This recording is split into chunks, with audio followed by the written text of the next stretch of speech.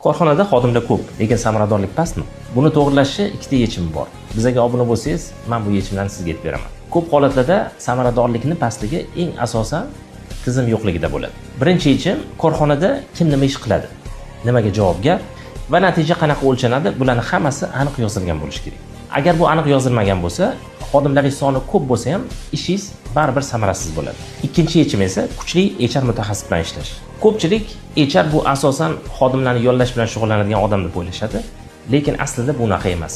HR nafaqat xodimlarni yollash, balki yollangan xodimlarni tezda moslashishiga, ularga to'g'ri maosh imtiyozlarini belgilanishiga, ularga to'g'ri KPI ishlab chiqilishiga va umuman olganda korxonada ichki tartib-qoidalarni, standartlarni ishlab chiqishga javobgar shaxs hisoblanadi.